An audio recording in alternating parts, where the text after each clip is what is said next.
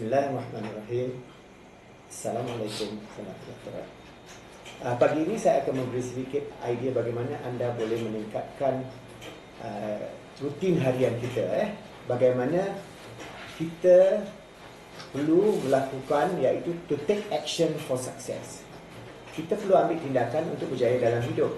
Dan untuk mengambil tindakan ke arah rutin harian kita, mestilah dia teratur dengan secara yang terbaik.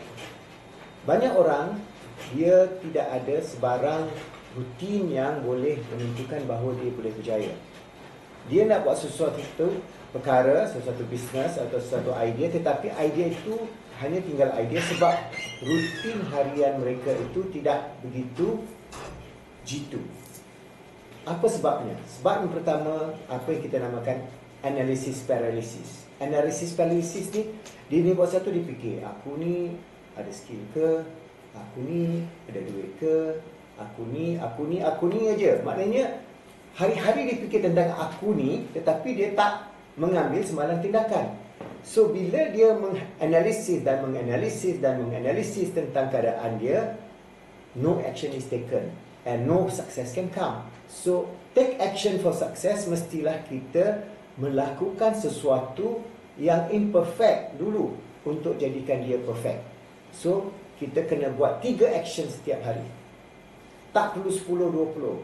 Take action untuk 3 action yang wajib kita lakukan mula pada pagi hari. Umpamanya kita nak buat sesuatu strategi perniagaan. Apa dia strategi yang kita nak apply? Umpamanya kita jadi dropshipper. Kita perlu ada satu klien satu hari. Klien baru. So kita kena buat call, buat FBX, buat Instagram, buat apa saja tindakan 3. Okey, aku buat FBX, aku buat Instagram, aku buat call 3. So 3 perkara untuk dapat satu klien. Dan itu sahaja yang kita perlu lakukan. Barulah kita boleh bergerak pada hari itu. Maknanya kita sebagai dropship agent, kita ada satu klien baru. Besok apa yang kita nak buat? Mungkin kita nak cari 2 dan sebagainya. Jadi kita boleh secara progresif menentukan bahawa we take action every day as a routine. Jangan kita fikir yang lampau, kegagalan, kesusahan kita dan sebagainya. Sebab apa yang sudah lampau sudah tidak boleh diperbetulkan. Macam Humpty Dumpty sat on the wall. Humpty Dumpty had a great fall. All the king horses and all the king's men cannot put Humpty Dumpty back again.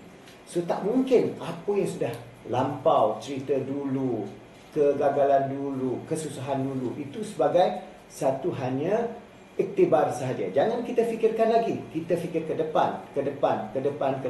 And take action always to move forward. So jangan kita berhadapan dengan keadaan kita paralyzed. Tak boleh buat apa-apa. Tunggu dan lihat. Sedangkan dunia akan berlalu, zaman akan berlalu, masa akan berlalu. Sebelum kita sedar, kita sudah tua, tidak mencapai apa-apa dalam dunia, dan mungkin tak capai apa-apa juga di akhirat. Dan ini adalah satu kerugian kita sebagai Khalifatullah fil ardh. So ingat, setiap hari fikirkan macam mana kita boleh jadi orang yang terbaik, membantu orang lain untuk menjadi yang terbaik, dan jadikan dunia ini baik sebagai kita sebagai Khalifatullah fil ardh di muka bumi ini. See you at the peak of success, insyaAllah.